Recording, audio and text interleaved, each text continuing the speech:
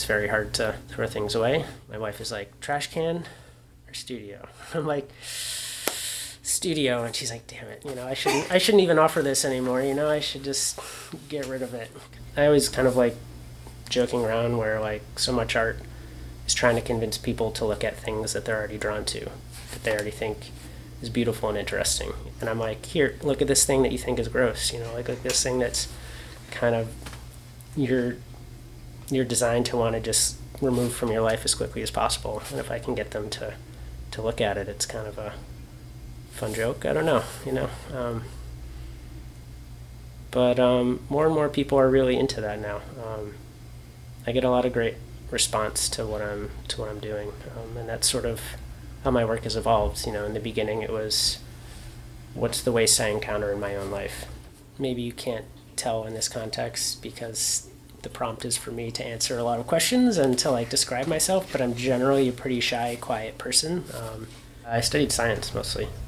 I never really saw myself becoming an artist. I just knew I enjoyed making.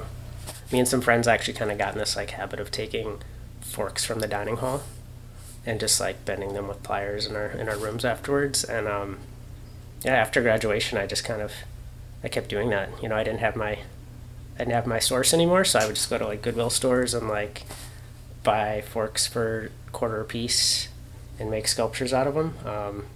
And that was just kind of my outlet for the 2 years that I was working in genetics labs after school.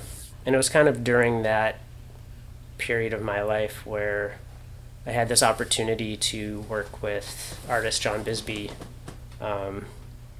He had this gig at the time where he was hired by the Bonnaroo Music and Arts Festival, and he would take 70 kids with him down to a field in Tennessee for 2 weeks, divvy them up, and they would just make interactive sculptures in the campgrounds. So this is kind of my first time seeing an artist in the wild. He's a pretty charismatic guy too, so that was super helpful. But it was also I never really had the job of from when I woke up to when I went to bed just to make things, and I just found that I had so much energy for it. I could just do it all day long and wake up and want to do it again the next day, and it was really energizing. Science felt like something that was sort of beneficial to society at large, and here I was approaching art, which felt very selfish. I didn't really engaged with what it was like to be an artist, but it felt like it was sort of retreating into myself and drawing out my own creativity. So it just felt like a very personal pursuit and not really in line with, I guess, where I thought my life was going. So I was trying to just rectify these things that my brain was grappling with. Meanwhile, I'm picking up litter all the time, picking up cigarette butts and just garbage in the parking lot every day. And I think a couple things, getting a little bit frustrated at my fellow man, what, it's not that hard to throw things in the garbage can.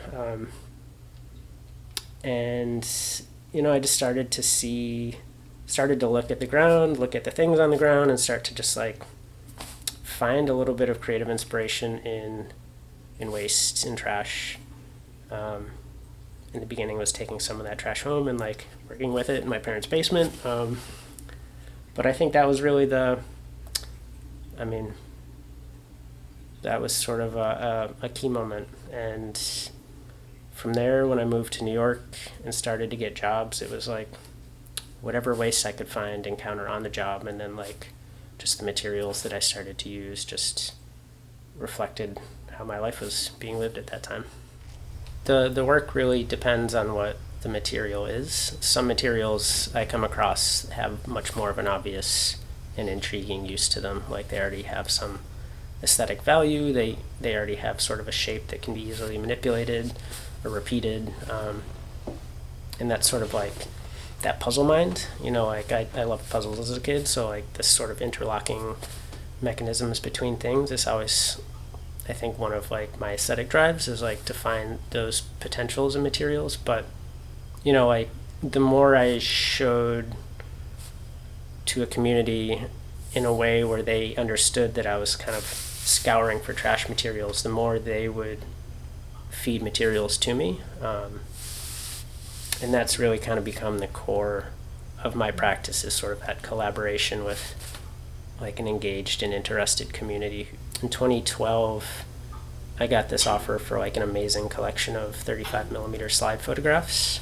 You know, like all these people's lives, lost memories, and then just essentially a whole project emerged from there. And now I've probably made like 300 to 400 of these compositions over time. I love that the material has history to it. It's way more exciting to me, like, it already has information or history to it as sort of a catalyst to get my creative process kind of jump-started. And at the same time, I think because these objects are often, because the materials are so familiar and commonplace, when people engage with my work, they often want to like touch it, and they're like, "Can I touch it?" I was like, "Of course!" Like, you see this thing in your life all the time. Like, your brain says I should be able to touch this, and why should I tell you can't touch it, right? That's kind of part of being able to engage the work, is sort of the tactile nature of it, because none of it's really precious, right? I mean, I've increased the value by creating art out of it, but like the material itself is inherently not super valuable.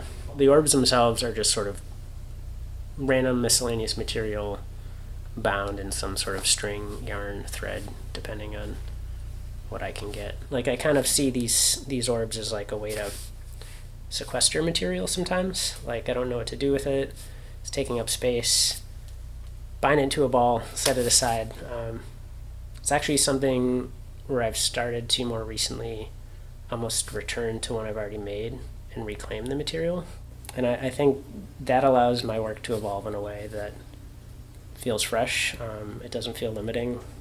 And I just like the idea that, you know, in choosing trash, I'm not choosing like something that restricts my growth. It's something that just kind of is more expansive and unfolds over time.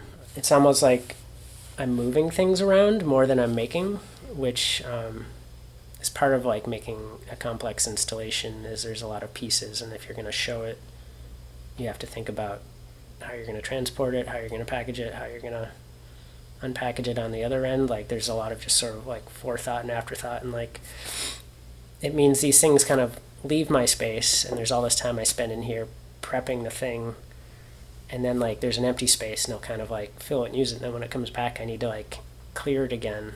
Yeah, I find a ton of pleasure in what I do, to the point where if like for some reason I haven't been able to get to the studio for a week, I can sort of feel a buildup of anxiety and not having that in my life at that one moment, and when I get back to it, you know, it's sort of it's a nice release.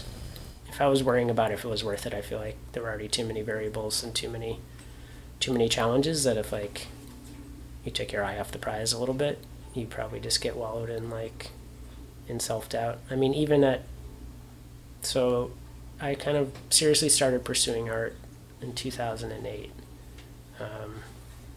So that's, 14 years ago or so. I'm still questioning if this is the right choice. Like, I know I'm in the right path, but it's not, it never gets easier. Like, at every step of the way, you're still re-examining, you know, it's healthy to question what you're doing. It's healthy to question how you're doing it.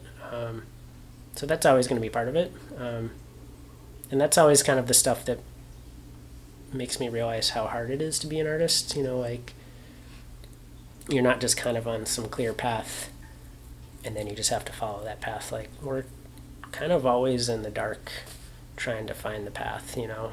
You could find a ton of success for the first 20 years of your career and run out of ideas. Like, what happens then? Like, how does that impact your sense of self? I doubt if you're an artist and you're drawn to that work, you're probably not going to run out of ideas, but who knows? Like, things happen in your life that might change your enthusiasm, you know. The world might fall apart, you know. Sometimes I think about, if the world's falling apart, how will I continue? Like, will I continue to make work? Like, if there's no opportunity to share it, will I keep doing it? I'm sure I will, because it's sort of, I think it helps me process things. I think there's something very satisfying to me in that process.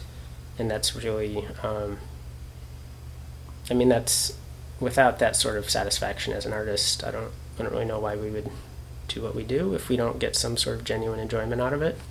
But it also feels a bit like kind of some sort of personal salvation. Like, I find that I can sort of live in this world a little bit easier if I know that, like, this is how I'm approaching the way I make work. It feels, I don't know, I guess less depressing, I guess. You know, it's like I tend to not always take sort of the most romantic view of how the world operates, so like this just kind of helps me feel like I'm less of a drain, you know.